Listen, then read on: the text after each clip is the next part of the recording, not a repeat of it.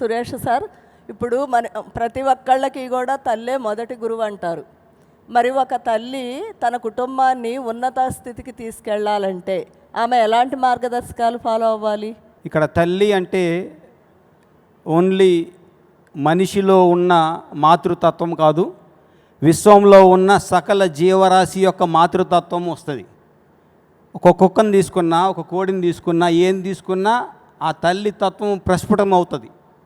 ఎవరిని ఆ పరిధిలోకి రానివ్వదు. ఎందుకంటే తన పిల్లల యొక్క రక్షణే ఆ మాతృతత్వానికి ప్రాథమిక బాధ్యత. సో మనుషులుగా మనం కూడా ఏం చేస్తామంటే ఎక్కువ ప్రేమని మన పిల్లలకే ఇచ్చుకుంటాం. ఇది సహజ లక్షణం.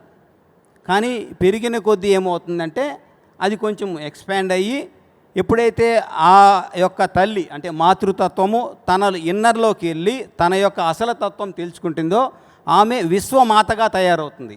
అప్పుడేమవుతుందంటే సకల చరాచర సృష్టి కూడా నా పిల్లలు కాబట్టి వీళ్ళని తప్పుదారి పట్టించకూడదు, వీళ్ళని సరైన మార్గంలో తీసుకురావాలి అని చెప్తుంది. ఇది ఎప్పుడు చెప్తుందంటే బాగా గుర్తుపెట్టుకోవాలి ప్రతి ఒక్కరూ, సృష్టి తల్లి వల్లనే జరుగుతుంది. ఇది బ్రెయిన్లో పెట్టుకోవాలి. తల్లే మూలం సృష్టికి. తో ఆ యొక్క లోపలికి దిగిన ఆ ఆత్మ ఎక్కడ పాఠాలు ఫస్ట్ నేర్చుకుంటుందంటే తల్లి దగ్గరే నేర్చుకుంటుంది. అంటే పొట్టలో ఉండంగానే అక్కడి నుంచి నేర్చుకుంటూ ఈ లోకానికి బయటికి తీసుకొస్తుంది.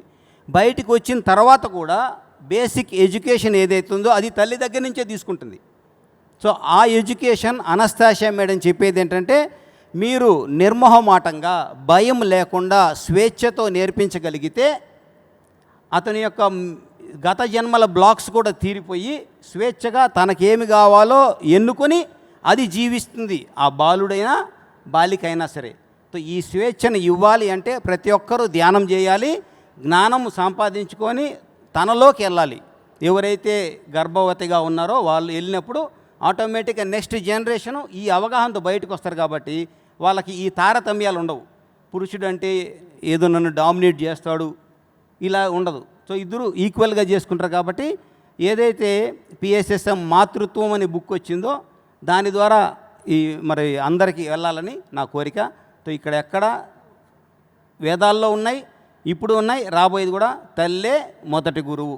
ఇది మార్చలేరు ఎవరు. Thank you madam.